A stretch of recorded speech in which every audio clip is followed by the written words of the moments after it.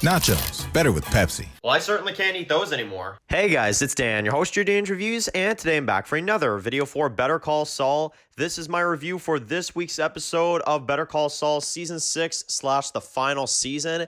This is for episode 3 titled Rock and Hard Place.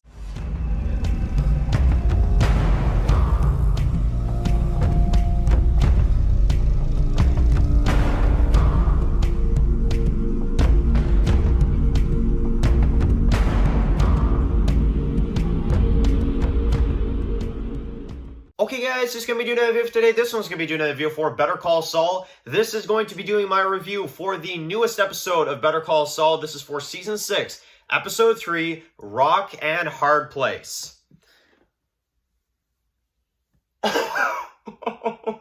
Oh my god, man, like, what?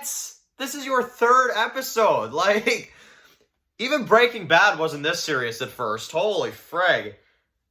Oh my god. So, yeah, this episode was insane. And I gave the spoiler warning at the beginning, so I'm just gonna get into it. The death of frickin' Nacho, guys. So, I expected it in this final season. I'm gonna be honest, I expected it, but I didn't expect it to happen when it did. And certainly not in the third episode. I thought this would have been something that we would have seen, like, you know, in like episode 9 or 10 or 11 or something. Like, again, I'm going to have to try to find the words because I got to review this episode right now. But I can't even believe what they just did. So let's start from the beginning and then we'll talk about it, at the end once we get to it. I want to, properly cover this episode, but damn, man, honestly, if anybody says that reviewing this show is easy, it's not. It's absolutely not. So, okay, let's talk about it. So, the beginning of the episode is once again a flash forward, just like, obviously, this season's been going through. We have the blue flowers, we have the desert, we have all that stuff, and then we go back to the current timeline, right? So, then we've got Nacho. He's on the move. He's running from the twins. And he hides in this, like, trailer or whatever, and basically hides under oil in order to escape, which this scene had me on the edge of my seat. The twins are checking, they're trying to find him. They kind of suspect that he's in there. He hides under the oil, and they don't find Nacho. He actually gets away, but his phone is ruined, and he can't call anybody. So, yeah, and then, well, basically, he runs into this guy who basically helps him out. He's kind of, helping him through all this, and, gives him the money and this and that. And, well, then, basically, Mike and Gus and the rest of their people, Mike finds Nacho. He finds him. We get to see him. He gives him some food, and he, basically kind of, brings him back, gives him a drink and stuff like that. And, well, Mike saves his life, basically. And, I remember at first they kind of, throw you through a loop, because when you see Mike save his life, you're kind of thinking to yourself, like, okay, so, he's safe now, right? He's safe. Like, he's back with them. He's going to be okay for a bit.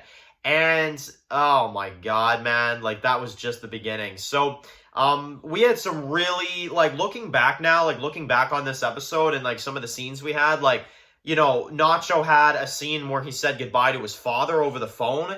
He had scenes where, he was, saying goodbye to him, this and that. And, he was on the move the whole episode. He gets rescued. I mean, they really, really tug at your heartstrings. And, little did we know that was going to be the last conversation he ever had with his dad, which is insane. So, okay, now, before we get to the crazy stuff, let's talk about Jimmy in this one, right? So, we do got Jimmy. They have, like, the whole, like, swapping keys thing or whatever, and, kind of, a little bit of comedy there. And Jimmy doesn't have too much going on, but we do have one plot of him that I thought was really crazy in this one, which is Kim basically finds out that Lalo is dead, so they think. And, she kind of asks him, like, are you going to be the rat, or are you going to be, whatever? And, it kind of gets you wondering a little bit, like, because they're letting their guard down now that Kim and Saul are both convinced that, Lalo is dead, are they going to let their guard down? And is that going to, kind of be the reason why Kim is not there with us in Breaking Bad, right? Because it's really starting to look that way. So I really can't even say where it's going to go aside from I am scared as hell for Kim. I'm not going to lie. In particular, this episode, they're kind of letting their guard down now because they think that Lalo's dead. And I feel like all that that's going to do is literally like create, the biggest freaking probably massacre ever. And we still don't know where the hell Lalo is. We know he's looking for said proof. So whenever he shows up, I'm sure it's going to be major. So, my God. So we got that. That's kind of being built up right now. And then, well, let's talk about the ending because that's, the big moment of this episode. They've got Nacho in the back of the van. They drive up to the twins. They drive up to Uncle Bill. And basically, well, then you got the confrontation. You got Gus. You've got the twins. And, you've got Nacho that's there. And they, oh my God, man, they literally make you feel like you're okay because you've got Mike in this one that kind of goes a separate way. He kind of gives him a nod almost. He kind of gives Nacho like kind of a nod to say like, I got you type of thing. And, he goes up there with the sniper. He's watching this. He gave Nacho the gun to begin with. And you think for a second, okay, Nacho is going to do something. He's going to pull out the gun and we're going to see something go down here. And Mike is going to back him up as the sniper and they're going to try to kill everybody. Because you can tell in this scene, and even though in Breaking Bad that Gus doesn't die and the twins don't die and this and that, still, they make you think that, that's their intent. That Mike and, Nacho's intent was to kill everyone there. And that's why he gave him the gun, right? Is to just end it all right there. But, oh my God, it literally went the exact opposite. They all survived, and Nacho, I think this is the part that makes it even the worst, is that he is so just dead as hell in this one that he shoots himself. And Mike has to just sit there and watch it. And I love the way they do it, though, because when Nacho kills himself, when he shoots himself instead of, guns and blazing, he just kills himself, he ends it right there. You just see, like, Mike's hand, like, just get off the trigger. You know what I'm saying? Like, he doesn't even care. He's like, no, this is over. I can't even believe the way they did this. And then you see them, like, they're, like, shooting him, like, multiple times later in the background as they all pull out. And Mike walks away. And that's how they freaking end the episode. Like, what show am I watching? Like, oh my God, man. Like, this is, without a question at this point, because I wasn't sure, like, Breaking Bad or Better Call Saul, what has the craziest start to a final season so far? It has to be Saul. It has to be, because Breaking Bad did not do this. This early in their season, they did not do crap like this. I mean, they never, ever did something like this early on. Saul is off the chain. It is off the chain with this one in particular. This is probably one of the craziest episodes I've seen in TV in a long time. Honestly, I'm not even joking.